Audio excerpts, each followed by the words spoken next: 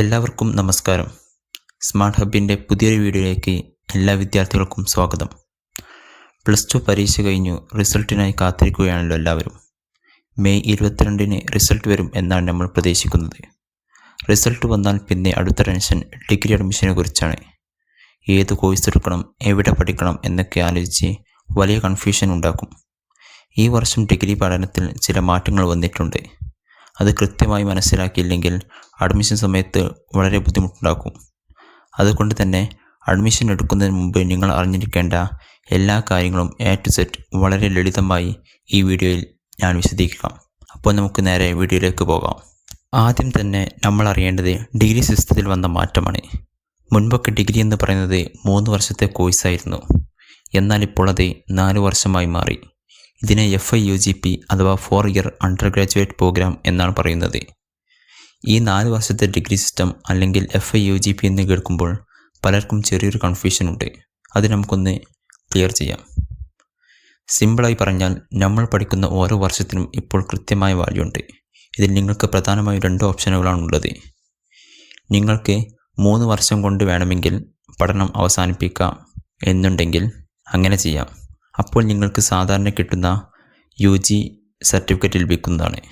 ജോലിക്ക് പോകാനോ മറ്റ് PG കോഴ്സുകൾക്ക് ചേരാനോ ഇത് മതിയാകും. ഇനി അതല്ലെങ്കിൽ നിങ്ങൾ 4ാമത്തെ വർഷം കൂടി പഠിക്കാൻ തീരുമാനിച്ചാൽ നിങ്ങൾക്ക് കിട്ടുന്നത് ഓണേഴ്സ് ഡിഗ്രി ആയിരിക്കും. ഇതിൽ തന്നെ 2 രീതിയുണ്ട്. വെറും ഓണേഴ്സ് ഡിഗ്രിയും അതല്ലെങ്കിൽ 4ാം വർഷം റിസർച്ചിൽ കൂടുതൽ താല്പര്യമുള്ളവർക്ക് ഓണേഴ്സ് വിത്ത് റിസർച്ച് ഡിഗ്രിയും തിരഞ്ഞെടുക്കാം. നിങ്ങൾ 4 വർഷത്തെ ഓണേഴ്സ് കഴിഞ്ഞാണ് പോകുന്നതെങ്കിൽ നിങ്ങൾക്ക് PG വെറും 1 വർഷം കൊണ്ട് പൂർത്തിയാക്കാം. മുമ്പൊക്കെ PG 2 വർഷം കൊണ്ട് ചെയ്യുന്നത് നിങ്ങൾക്ക് 1 വർഷം കൊണ്ട് തന്നെ പൂർത്തിയാക്കുന്നതാണ്. സാധാരണ ഇത് 2 വർഷമായിരുന്നു.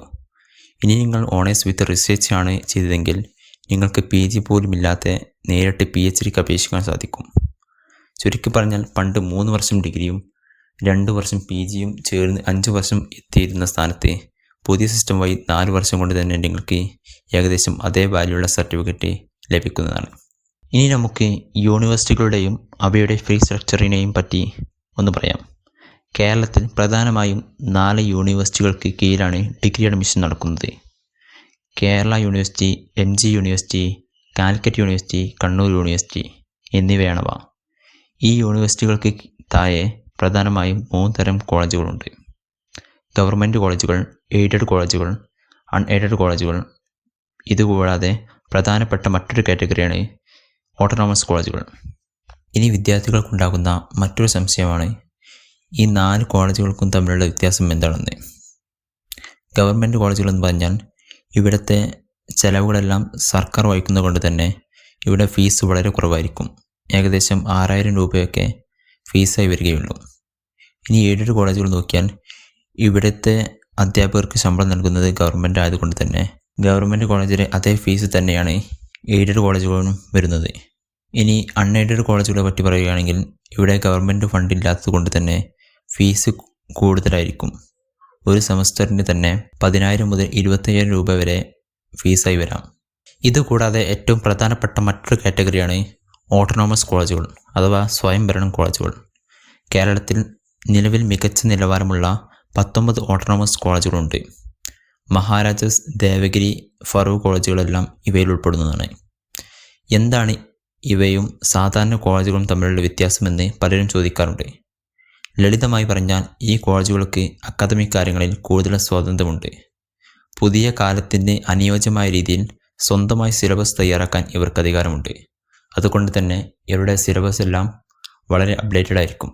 അതുപോലെ തന്നെ എപ്പോൾ എക്സാം നടത്തണമെന്നും റിസൾട്ട് പബ്ലിഷ് ചെയ്യണമെന്നും ഇവർക്ക് തീരുമാനിക്കാവുന്നതാണ്. ഇവിടെ പലർക്കും ഉള്ള വലിയൊരു സംശയമാണ് ഇവിടെ പഠിച്ച സർട്ടിഫിക്കറ്റിന് വാല്യൂ ഉണ്ടാകുമോ എന്ന്. പരീക്ഷയും സിലബസും കോളേജ് തീരുമാനിക്കുന്നതെങ്കിലും നിങ്ങൾക്ക് കിട്ടുന്ന ഡിഗ്രി സർട്ടിഫിക്കറ്റ് യൂണിവേഴ്സിറ്റി തന്നെയാണ് നൽകുന്നത്. ഉദാഹരണത്തിന് കാലിക്കറ്റ് യൂണിവേഴ്സിറ്റികൾക്ക് കീഴിലുള്ള ഒരു ഓട്ടോണമസ് കോളേജിലാണ് നിങ്ങൾ പഠിക്കുന്നതെങ്കിൽ നിങ്ങൾക്ക് സർട്ടിഫിക്കറ്റ് നൽകുന്നത് കാലിക്കറ്റ് യൂണിവേഴ്സിറ്റി തന്നെയായിരിക്കും. അതുകൊണ്ട് വാല്യൂവിൻ്റെ കാര്യത്തിൽ ഒട്ടും പേടിക്കേണ്ടതില്ല. അതുപോലെ തന്നെ നിങ്ങൾ പ്രത്യേകം ഓർക്കേണ്ട മറ്റൊരു കാര്യം, യൂണിവേഴ്സിറ്റിയുടെ ഏകജാലക സംവിധാനത്തിലൂടെ അപേക്ഷിച്ചാൽ മാത്രം ഈ കോളേജുകളിൽ അഡ്മിഷൻ ലഭിക്കില്ല. നിങ്ങൾ ഓരോ ഓട്ടോണമസ് കോളേജിൻ്റെയും അതത് വെബ്സൈറ്റിൽ പോയി പ്രത്യേകം അപേക്ഷ നൽകേണ്ടതുണ്ട്. ഇത് പലരും വിട്ടുപോകുന്ന കാര്യമാണ്. അതുകൊണ്ട് തന്നെ മികച്ച കോളേജുകളിൽ കിട്ടേണ്ട അവസരം പലർക്കും നഷ്ടപ്പെടാറുമുണ്ട്. അടുത്തതായി കോളേജുകളിലെ സീറ്റുകൾ എങ്ങനെയാണ് വിഭജിച്ചിരിക്കുന്നത് എന്ന് നോക്കാം. പ്രധാനമായും 4 തരം സീറ്റുകളാണുള്ളത്. മെറിറ്റ് സീറ്റ് അഥവാ നിങ്ങളുടെ +2 മാർക്കിൻ്റെ അടിസ്ഥാനത്തിൽ ലഭിക്കുന്നതാണ്. പിന്നെയുള്ളത് റിസർവേഷൻ സീറ്റാണ്. SC, ST, OBC, EWS തുടങ്ങിയ കാറ്റഗറികൾ സംവരണം ചെയ്തിട്ടുള്ള സീറ്റുകൾ. അത് കിട്ടാൻ നിങ്ങൾ അതത് സർട്ടിഫിക്കറ്റുകൾ ഹാജരാക്കണം. കമ്മ്യൂണിറ്റി സീറ്റ് എന്ന് പറഞ്ഞാൽ ചില പ്രത്യേക സമുദായത്തിന് ആ കോളേജുകൾ മാറ്റിവെച്ച സീറ്റുകളാണ്. പിന്നെയുള്ളത് മാനേജ്മെൻറ്റ് സീറ്റാണ്. കോളേജ് മാനേജ്മെൻറ്റിന് നേരിട്ട് അഡ്മിഷൻ നൽകാൻ കഴിയുന്ന സീറ്റുകൾ. ഇനി അലോട്ട്മെൻറ്റ് പ്രക്രിയ നോക്കാം. നിങ്ങൾ അപേക്ഷിക്കുമ്പോൾ ഏത് കോളേജ് എന്ന് മുൻഗണനാ ക്രമത്തിൽ നൽകണം. ഇതിനുശേഷം യൂണിവേഴ്സിറ്റി 1ാം അലോട്ട്മെൻറ്റ് പ്രസിദ്ധീകരിക്കും. അതിൽ സീറ്റ് കിട്ടാത്തവർക്ക് 2ാമത്തെയും 3ാമത്തെയും അലോട്ട്മെൻറ്റുകളിൽ അവസരം ലഭിക്കും. ഈ 3 അലോട്ട്മെൻറ്റും കഴിഞ്ഞാൽ പിന്നെ സീറ്റുകളുടെ അടിസ്ഥാനത്തിൽ സ്പോട്ട് കോട്ടയിലുള്ളവർക്കും അതുപോലെ സപ്ലിമെൻ്റ് അലോട്ട്മെൻറ്റുകളും ഉണ്ടായിരിക്കുന്നതാണ്. ഇനി വിദ്യാർത്ഥികൾക്കുണ്ടാകുന്ന മറ്റൊരു സംശയമാണ് അഡ്മിഷൻ സമയത്ത് എന്തൊക്കെ സർട്ടിഫിക്കറ്റുകൾ വേണമെന്നുള്ളത്. SSLC +2 മാർക്ക് ലിസ്റ്റുകൾ നിർബന്ധമാണ്. ഇതിനു പുറമെ സംവരണം ആവശ്യമുള്ളവർക്ക് ജാതി സർട്ടിഫിക്കറ്റ്, NCL അല്ലെങ്കിൽ EWS സർട്ടിഫിക്കറ്റുകൾ എന്നിവ നിർബന്ധമായും വാങ്ങിവെക്കണം. സർട്ടിഫിക്കറ്റുകളെ കുറിച്ച് പറയുമ്പോൾ ഒരുപാട് കാര്യങ്ങൾ ശ്രദ്ധിക്കാനുണ്ട്. അതുകൊണ്ട് തന്നെ ഇതിനെപ്പറ്റി മാത്രം വളരെ വിശദമായി ഞാൻ അടുത്തൊരു വീഡിയോയിൽ പറഞ്ഞു തരാം. ഇനി എങ്ങനെ അപേക്ഷിക്കാം, അതുപോലെ തന്നെ എപ്പോൾ അപേക്ഷിക്കാനുള്ള നോട്ടിഫിക്കേഷൻ വരുമെന്നാണ് പലരുടെയും കൺഫ്യൂഷൻ. +2 റിസൾട്ട് വന്നു കഴിഞ്ഞാൽ ഉടൻ തന്നെ യൂണിവേഴ്സിറ്റികൾ അഡ്മിഷൻ നോട്ടിഫിക്കേഷൻ പുറത്തിറക്കും. നോട്ടിഫിക്കേഷൻ വന്നാൽ ഉടൻ തന്നെ ഓൺലൈനായി രജിസ്ട്രേഷൻ തുടങ്ങാം. നിങ്ങൾക്ക് എല്ലാ യൂണിവേഴ്സിറ്റികളിലേക്കും അപേക്ഷിക്കാം. കാലിക്കറ്റ് യൂണിവേഴ്സിറ്റിയിൽ അപേക്ഷിച്ചെന്ന് വിചാരിച്ച് നിങ്ങൾക്ക് മറ്റു യൂണിവേഴ്സിറ്റിയിൽ അപേക്ഷിക്കാൻ പാടില്ല എന്നൊന്നുമില്ല. നിങ്ങൾക്ക് വേണമെങ്കിൽ 4 യൂണിവേഴ്സിറ്റികളിലും അപേക്ഷിക്കുന്നതാണ്. അതിൽ ലിമിറ്റുകളൊന്നുമില്ല. അതുപോലെ തന്നെ ഇനി ഡിഗ്രിക്ക് എങ്ങനെയാണ് അപേക്ഷിക്കേണ്ടതെന്ന് നോക്കാം. നിങ്ങൾ +1 അപേക്ഷിച്ചതുപോലെ തന്നെയാണ് ഡിഗ്രിക്കും അപേക്ഷിക്കുന്നത്. ഇതിന് CAP അഥവാ സെൻട്രലൈസ്ഡ് അഡ്മിഷൻ പ്രോസസ്സ് അഥവാ ഏകജാലക സംവിധാനം എന്നാണ് പറയുന്നത്. അപേക്ഷിക്കാൻ ഉള്ള നോട്ടിഫിക്കേഷൻ വന്നാൽ പിന്നെ നിങ്ങൾക്ക് സ്വന്തമായി ഫോണിലോ ലാപ്ടോപ്പിലോ ചെയ്യാം. അല്ലെങ്കിൽ അക്ഷയ സെൻറ്ററുകളിൽ പോയി അപേക്ഷിക്കാവുന്നതാണ്. പക്ഷേ മുമ്പ് പറഞ്ഞതുപോലെ ഓട്ടോണമസ് കോളേജുകളിൽ പ്രത്യേകം അപേക്ഷിക്കേണ്ടതുണ്ട്. കൂടാതെ ഓരോ കോഴ്സിനും ഇൻഡെക്സ് മാർക്ക് കണക്കാക്കി വേണം കോളേജുകൾ സെലക്ട് ചെയ്യാൻ. സാധാരണ സെൻറ്ററുകളിൽ തിരക്ക് കാരണം ഇതൊന്നും കൃത്യമായി ചെയ്യാൻ കഴിഞ്ഞതുമില്ല. അഡ്മിഷൻ കാര്യങ്ങൾ സ്വന്തമായി ചെയ്യാൻ പലർക്കും പേടിയുണ്ടാകും. കാരണം ഫോമിൽ വരുന്ന ചെറിയൊരു തെറ്റ് മതി കിട്ടേണ്ട സീറ്റ് നഷ്ടപ്പെടാൻ. അതുപോലെ തന്നെ അക്ഷയ സെൻറ്ററുകളിലെ തിരക്കും കൺഫ്യൂഷനും വേറെയും. ഇതിനൊരു പെർഫെക്റ്റ് സൊല്യൂഷനായിട്ടാണ് ഞങ്ങൾ നിങ്ങളെ സമീപിക്കുന്നത്. ഞങ്ങൾ നിങ്ങളുടെ അഡ്മിഷൻ സംബന്ധമായ എല്ലാ അപേക്ഷകളും A to Z വളരെ കൃത്യമായി ചെയ്തു തരുന്നതാണ്. ഒരു കാര്യം പ്രത്യേകം ശ്രദ്ധിക്കുക.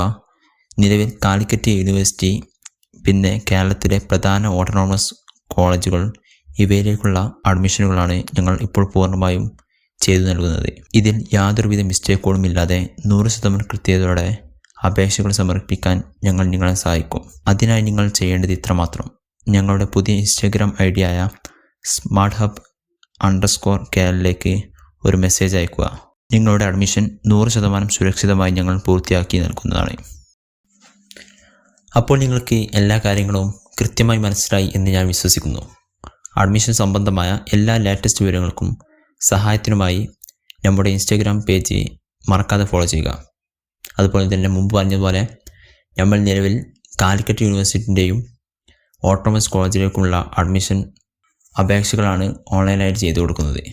അതുകൊണ്ട് തന്നെ ആവശ്യമുള്ളവർ ഇൻസ്റ്റാഗ്രാമിൽ മെസ്സേജ് അയക്കാവുന്നതാണ്. പിന്നെ നിങ്ങൾക്ക് ഈ വീഡിയോ പറ്റി എന്തെങ്കിലും സംശയങ്ങളുണ്ടെങ്കിൽ നിങ്ങൾക്ക് താഴെ കമൻറ്റ് ബോക്സിൽ അറിയിക്കാവുന്നതാണ്. ഈ വീഡിയോ നിങ്ങളുടെ ഫ്രണ്ട്സിന് ഉപയോഗപ്പെടുകയാണെങ്കിൽ അവർ കൂടി ഷെയർ ചെയ്യാൻ മറക്കരുത്. അപ്പോൾ അടുത്ത വീഡിയോയിൽ കാണാം. ബൈ.